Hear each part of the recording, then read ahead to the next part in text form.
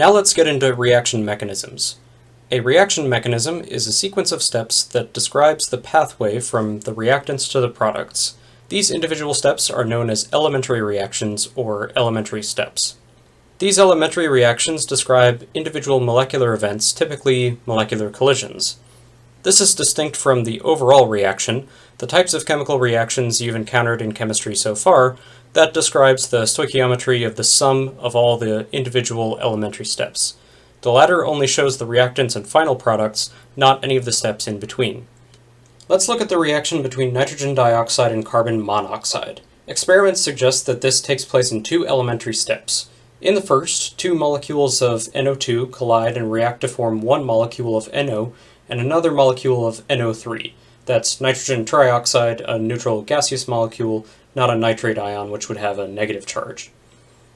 In a second elementary step, the nitrogen trioxide generated in step 1 reacts with the carbon monoxide to form nitrogen dioxide and carbon dioxide. The net result is shown in the overall reaction.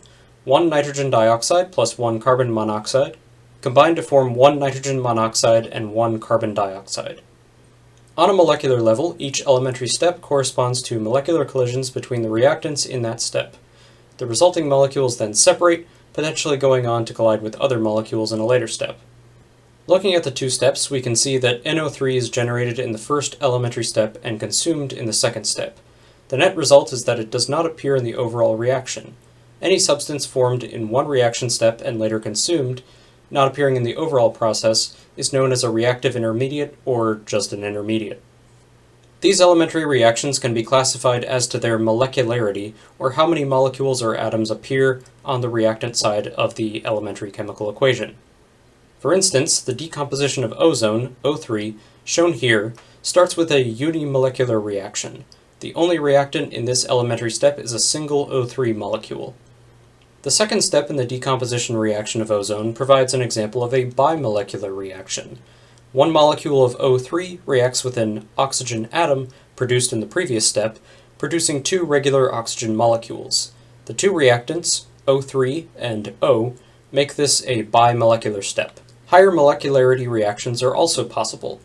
For instance, various molecules in the upper atmosphere react with two separate oxygen atoms simultaneously, recombining them to form two O2 molecules. The fact that this reaction involves simultaneous interaction of three separate entities makes it a termolecular reaction. Now, because elementary reactions are individual molecular events, we can actually determine the rate laws for elementary reactions from their molecularity. Remember, this is not the case for overall reactions composed of multiple steps. Analyzing the previous examples, we can see that the rate laws for elementary reactions involve multiplying the concentrations of each reactant together times the rate constant. So the unimolecular reaction has a rate law of rate equals K times the ozone concentration. The bimolecular reaction has a rate law of rate equals K times ozone concentration times atomic oxygen concentration. And the termolecular reaction has a rate law of K times atomic oxygen concentration 2 times, so atomic oxygen concentration squared, multiplied by the concentration of the other molecule in the reaction. In each case, the overall rate order is equal to the molecularity. We can see this pattern play out in these examples. In essence, the rate law for elementary reactions can be determined from the stoichiometry. Again, I want to emphasize that this is only the case for elementary reactions. For overall chemical reactions, you have to use the experimental methods we saw earlier, adjusting reactant concentration and observing how the rate changes as a result. Like most organizations, a system of elementary reaction steps can only be as good as their worst member, or in this case, as fast as the slowest step. The slowest step in a set of reaction steps is known as the rate determining step. It essentially forms a bottleneck and limits the overall reaction rate. Let's look again at the first set of reaction steps we considered, the reaction between NO2 and CO to form NO and CO2. Each of the two elementary steps has its own rate constant, which we can call K1 for step 1 and K2 for step 2. As it turns out, the first step is much slower than the second step, so the first step is rate limiting. That means that the rate law for step 1, K1 times NO2 concentration twice, or K1 times NO2 concentration squared, is the rate law for the overall reaction. Let's consider another multi-step reaction, this one with an initial fast reversible step. If we look at the three steps that make up this overall reaction, we can see that the second step is labeled as the slow and therefore rate-limiting step. So we can use the rate law for that elementary step as the rate for the overall reaction, right? There's a problem though. That step has a reactive intermediate in its rate law. So using this rate law doesn't help much since N2O2 doesn't show up in the reaction we're trying to describe with the rate law. We can take advantage of the reversibility of the first step to resolve this problem. The forward rate for that first step is K1 times NO concentration squared, while the reverse rate is the reverse rate constant K-1 times the N2O2 concentration. Because this reaction is reversible, as the NO concentration decreases and forms N2O2, there will eventually be a point at which the two rates are equal, so we can set their rate laws equal to each other. If we solve for the N2O2 concentration, we can substitute the equivalent expression into the slow step rate law. This gives us a combination of rate constants, which we can think of as a new single rate constant, multiplied by the NO concentration squared times the H2 concentration. Now we have a rate law that only includes reactants that actually show up in the overall reaction. Problem solved. Determining reaction mechanisms is a very important part of understanding how chemical reactions occur. They are determined by finding the experimental rate law for a reaction, hypothesizing a series of elementary steps comprising the mechanism, and using that to predict the rate law for the mechanism. If the prediction does not agree with experimental evidence, a new mechanism must be evaluated. If the predicted and experimental rates agree, then the mechanism may be correct, and additional supporting evidence should be sought to confirm it. We've seen reactive intermediates already, so let's look at a similar but distinct concept, that of a catalyst. A catalyst is a substance that increases the rate of a chemical reaction without being consumed in the reaction itself. A catalyst will be used in one step of a reaction mechanism and regenerated in a later step. This is different from an intermediate, which is generated first and then later consumed. A good example of a catalyst is the use of a compound containing iodide ions to catalyze the decomposition of hydrogen peroxide. The overall reaction is hydrogen peroxide, H2O2, decomposes into water and oxygen, and iodide does not show up in the overall reaction.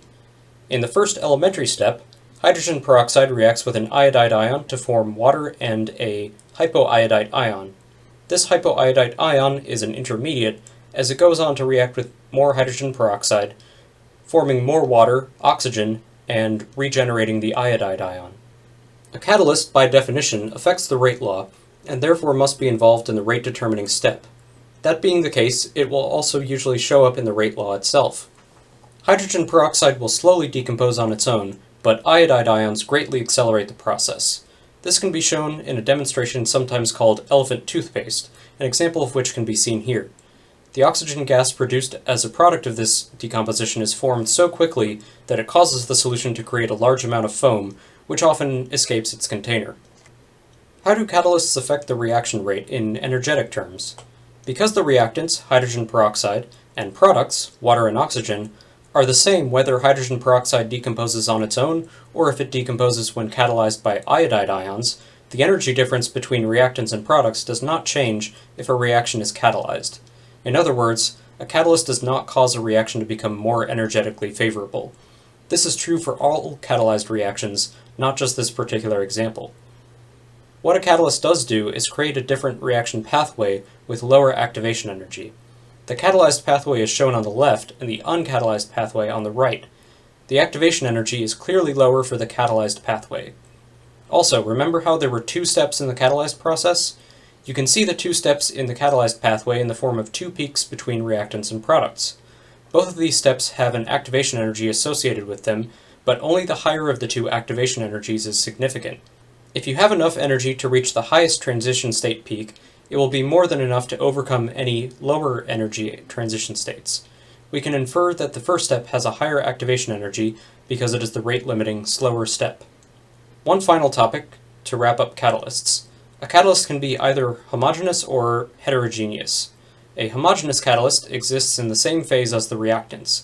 The iodide hydrogen peroxide example involves homogeneous catalysis, as the iodide ions and hydrogen peroxide both exist in aqueous solution together. By contrast, A heterogeneous catalyst is one that exists in a different phase of matter from that of the reactants. An important example of heterogeneous catalysts is the use of solid surfaces to catalyze gas or liquid phase reactions. In particular, solid metals like platinum, palladium, or nickel are used to catalyze hydrogenation reactions, reactions between hydrogen gas H2 and organic molecules such as hydrocarbons. On the surface of these metals, the bond between hydrogen atoms can break, freeing the hydrogen atoms to move across the surface of the metal. This allows the hydrogen atoms to react with the other reactant, in this example ethylene, one at a time. Once the molecule has reacted with two hydrogens, it can desorb from the surface of the metal, completing the reaction. Heterogeneous catalysts are common in the chemical industry because they are easy to separate from the products produced in a reaction. They also tend to allow for zero-order reaction kinetics, which are desirable for their ability to efficiently convert reactants completely into products. Some common examples are listed here, but there are plenty more useful examples with widespread industrial use. This brings us to the end of Chapter 14.